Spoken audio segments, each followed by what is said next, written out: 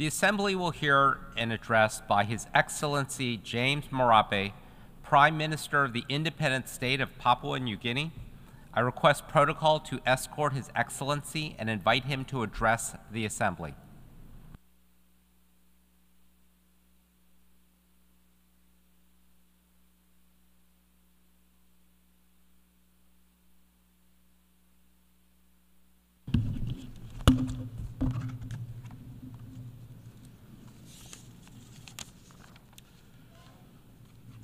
His Excellency Mr. Philemon Young, President of the General Assembly, His Excellency Mr. Antonio Guterres, Secretary General of the United Nations, distinguished Head of State and Head of Governments, Excellencies, ladies and gentlemen, it is my honor to address this august hall once again on behalf of my people of Papua New Guinea.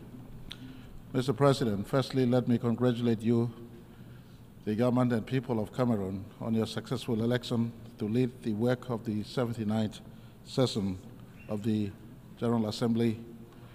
I thank your predecessor, His Excellency Mr. Denis Francis, for his excellent leadership during the 78th UN General Assembly. I also extend my gratitude to the United Nations Secretary General for his strong leadership to mobilize the support of the global community on key issues that require our collective efforts, especially in dealing with climate change-related matters. Mr. President, you selected a theme for this debate, leaving no one behind, acting together for the advancement of peace, sustainable development, and human dignity for the present and future generations, I believe is very pertinent. I thank you and commend your foresight in drawing our collective attention to the work we must still do for peace and humanity, considering the vast challenges that continues to threaten our society and what we face today. Mr. President, I speak on three threats to humanity that is complementary to your theme. These threats, in my view, are religious intolerance, poverty induced by climate change, and geopolitical differences and sovereignty contests over territories and people. And I will prefix this statement here with my country as a backdrop. Mr. President, Papua New Guinea is the world's most culturally and linguistically diverse nation, with over 830 languages in a myriad of sub-ethnicities and subcultures that are still authentically indigenous today as I speak. A real-time modern nation of 1,000 tribes. And we embrace this diversity and do our utmost best to function as one people, one nation, and one country in our intention to leave no one behind. In terms of environment, Mr. President, my country hosts up to 7% of world's biodiversity, mostly housed within a tropical rainforest that is the third largest in the world and has a vast marine ecosystem. We sustainably manage our forest, land, and sea because our livelihood depends on them. Papua New Guinea, in a small way, teaches the world on how living in balance with nature, tolerating cultural diversities, and practicing environmental stewardship. The father of our country, our modern Papua New Guinea, the late great Grand Chief Sir Michael Thomas Somare, was a champion in this regard. In fact, Sir Michael's championed the cause of Article 5 that has found its place into Paris Agreement, as I speak today, early in year 2000s. This is a reflection of Papua New Guinea's strong affinity to the forest, land, and sea. In this regard, my country has been contributing to the public or global discourse over the last 2 decades in as far as environmental management is concerned and matters relating to climate change. Unfortunately, this has been met with very little return of action. However, we continue to stand ready to assist the United Nations family in this area. Mr. President, over the last 49 years of our country's history as an independent nation, our challenges has been many, compounded by vast ethno-linguistic diversities and cultural complexities and the small size of our economy. However, we have remained as one people and one nation. We have moved in the last 49 years. We started off as a least developed nation. Today, we have entered the middle income earning nation status, and we intend in the next 20 years to migrate from where we are today to a high income earning nation by 2025. In doing that, we will migrate from being just a raw resource exporter to a manufacturing economy within the next decade. Mr. President, I want to assure you all that all this is being done in total alignment, and we have aligned our development agendas to the United Nations Charter, especially consistent with the 17 Sustainable Development Goals of the United Nations. Our aspirations mirror that of this august institution. In fact, in 1975, when we gained independence, our National Constitutional 8-point plan directs not just my government today, but government into the future, as it was in the past governments that led my country, on our national aspirations to leave no person behind. Mr. President, our nation's Vision 2050 that was launched in 2010 compels governments to develop Papua New Guinea into a top 50 nation by 2050 in terms of Human Development Index. Papua New Guinea looks forward to submitting to the United Nations a full progressive report in July of 2025 at the high-level political forum, secondary voluntary national review covering the work we have undertaken thus far amidst the challenges we continue to face and the steps we are taking going forward that will culminate in 2030. Mr. President, if you can indulge me in sharing an insight into managing a diverse, multicultural people and what has helped us to blend as one nation, I put to you the role of Christian missionaries and their work that dates back to 1845 when the first Catholic missionaries arrived in my country. In 1975, when we gained independence, Christianity became profound. And consistency with your theme, Christianity in PNG has been the front runner, bearing message of unity, peace, and sustainable coexistence, embracing diversity of cultures, language, and tribes into one human family, living in our natural environment as God has created. Since then, Christian churches have contributed immensely to our country's development through their health and education programs. Real Christianity teaches love, peace, unity, forgiveness, giving meaning to leaving no person behind.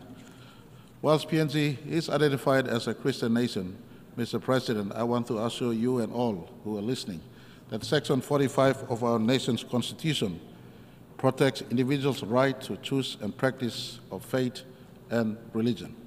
We subscribe strongly to Article 18 of the Universal Declaration of Human Rights on freedom of thought, conscience, and religion.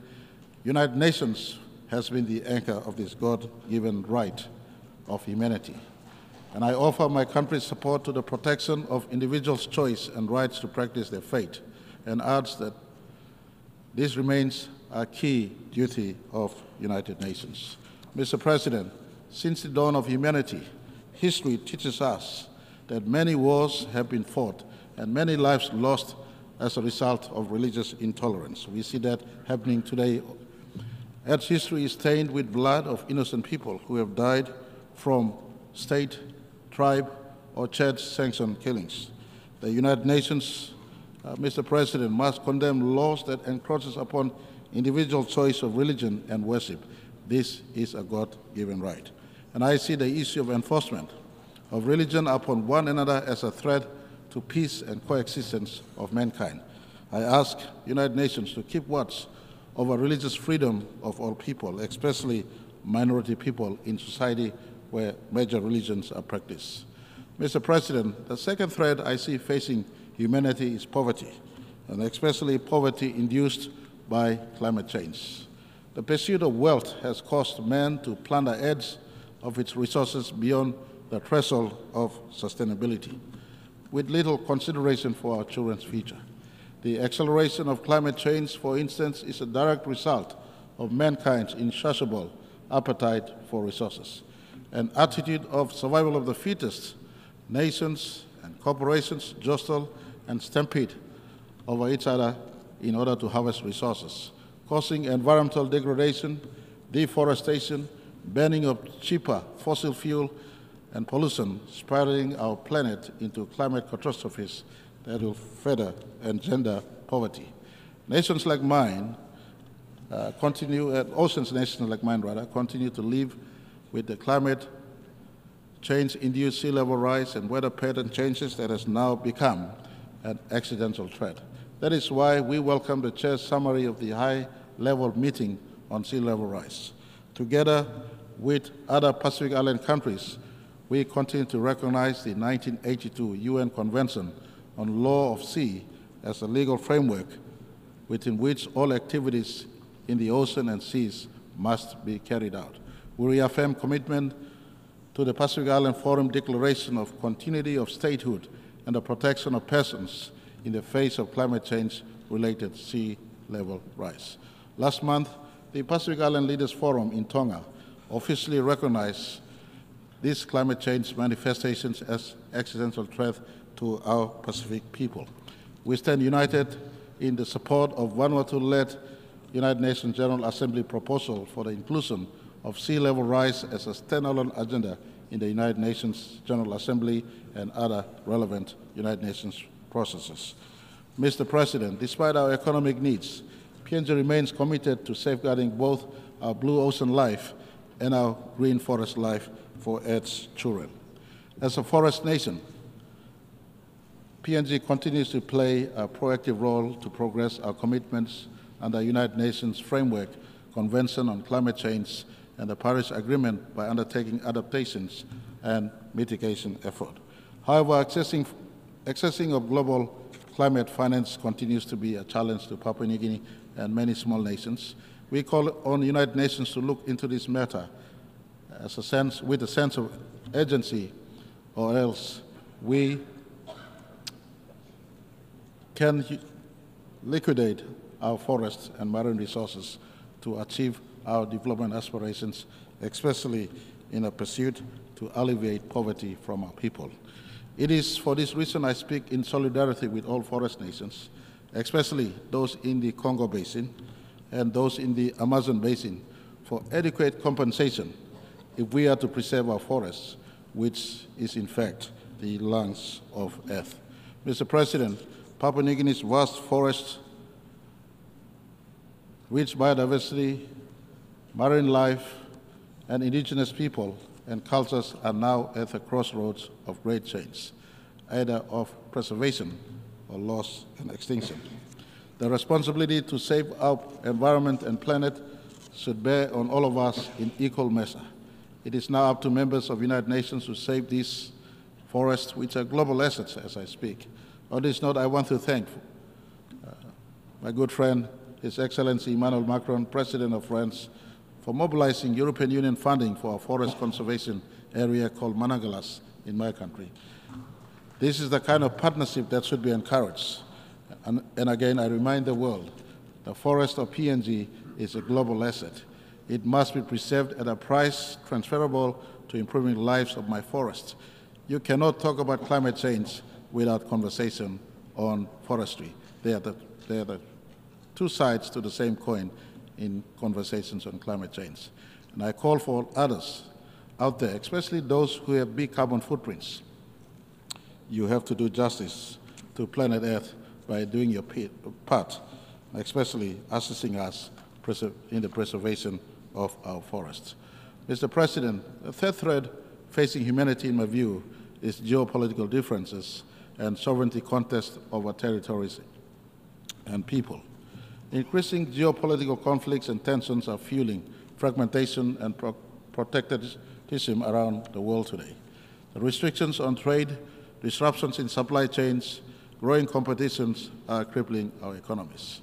We need to examine peaceful strategies and solutions and invest in peace-building initiatives for de-escalation, mutual understanding, cooperation, build trust, and foster peaceful relationships. The United Nations' role in this must be respected by all nations, for really it was for this reason that the UN was born. So the world does not need to face many more wars again or another big war again. Mr. President, I say this: violence begets violence, and is evil no matter what the justification may be. Violence begets violence. Peace must be achieved by peaceful means. No matter how long or unjust it may seem, peace must be achieved by peaceful means. We live in a time where the press of a button, an atomic or nuclear bomb has the ability and potential to destroy our planet. All conflicts can be resolved if we allow United Nations one rule book to take prominence over our own parochial national interests. In PNG, we partner United Nations in national and subnational peace-building efforts. One good example is the de-escalation of our own internal conflict on Bougainville, when the United Nations supervised the Bougainville Peace Agreement in 2001 and continues to ensure we comply with all requirements of that agreement, including bringing the 2019 referendum results to our national parliament. To this day, I am happy to report that no bullets have since been fired in Bougainville. This is the role and the strength of the United Nations, and I call on all nations and people to respect the charter of this institution and the reasons for its existence. PNG therefore calls on the UN and its systems to begin the process to review the Security Council and the reforms that must take place, including removal of veto powers, so all nations can sit equally on the table in as far as decision-making is concerned. Mr. President, we must do all we can to restore stability to the far reaches of Earth. Global conflicts cause domino effect, and the subsequent impacts are felt throughout the world, including intergenerational wounds.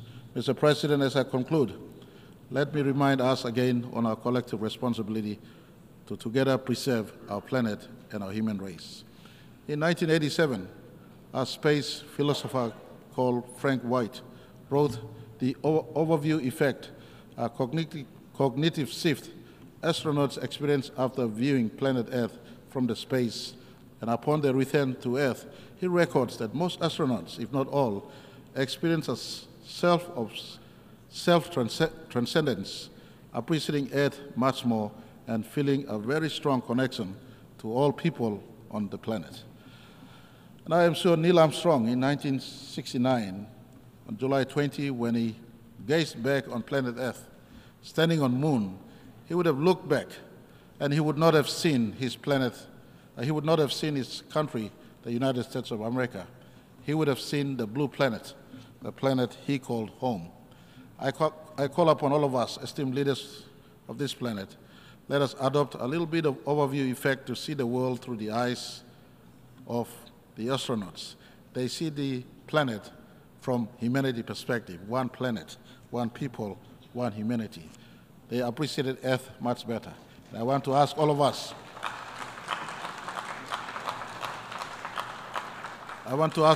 all leaders of planet Earth, let us appreciate Earth. Let us treasure its life-sustaining gifts.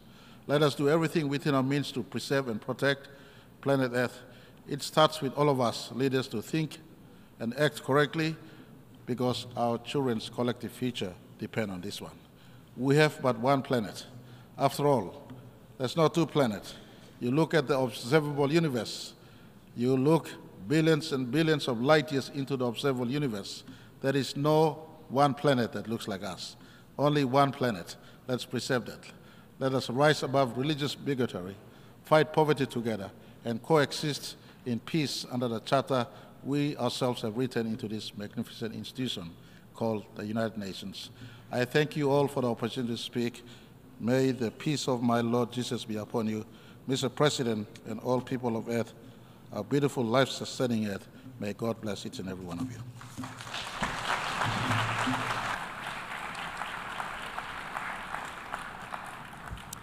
On behalf of the Assembly, I wish to thank the Prime Minister of the Independent State of Papua New Guinea.